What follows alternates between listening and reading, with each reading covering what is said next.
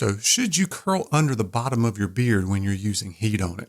So we're going to talk about who that might be beneficial for and exactly what are the benefits of that. So stay tuned. Welcome guys. My name's Brian. This is my Beards and Banjos YouTube channel where we try to help you grow your best beard possible. Thank you so much for joining me.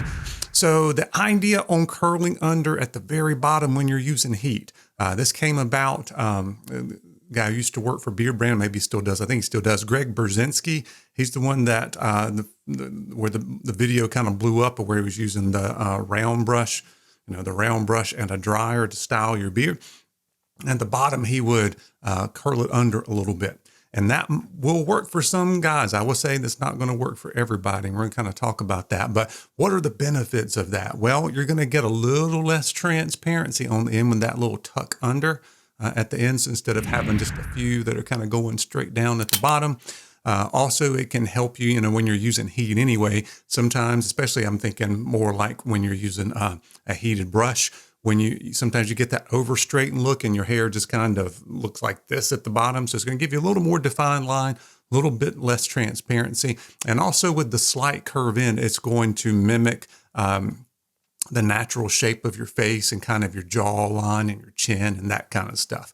Whereas when you get kind of a medium longer beard, it tends to kind of go away from that. You start to get that kind of straight look. So you're hanging on to putting a kind of your face shaped beard at the bottom of it. So it can look really good. I think it can work for a lot of guys. But who might this work for and who might it not? I'll tell you that in just a second. But let me actually tell you the technique on it. First of all, you've got to be able to get a round brush in your beard. So if you've got a really super thick underbeard or you've got a really curly beard, I don't think this is going to work so well. So this is going to work for kind of the medium to medium long, kind of my length beard, a little bit longer than that somewhere, in here where it's a medium shape. You can still curve it under and it'll look like the bottom of your face, if you will. Like I said, I think it's going to work better if your hair is a little straighter type. So if you got straighter hair, wavy hair would work, but you can't have that super dense curly stuff. It's not going to tuck under at the end. You'd be better off just trimming like a hedge and trimming the shape that you want instead of trying to manipulate the hair into that shape, if you will. The other thing that's going to make this work a lot better is this line right here. So you actually want it to be a little flatter. Instead of coming way up towards your ear, you want it to be a flatter line across there. Mine's flat enough. Mine would definitely work for that.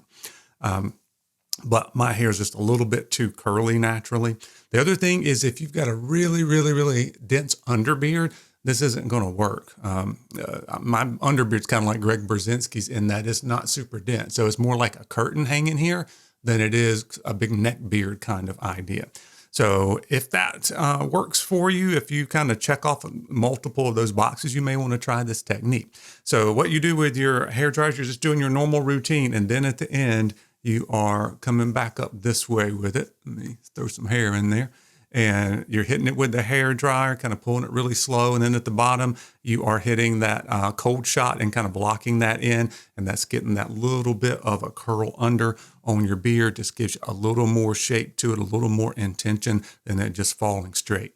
So let me know, guys, is that something that may work for you? Do you actually try doing that? You can almost do it with like a small heated brush too, like the Kusha bar or something at the very bottom of that if your beard is long enough. So once again, it's got to be kind of like Goldilocks. So you got to fall in the right spot with your length and your beard type and the angles and everything else, and it may work for you. So let me know in the comments if you tried it or you think it may work for you. And if not, let me know why. And as always, guys, I appreciate you watching. We'll be seeing you soon.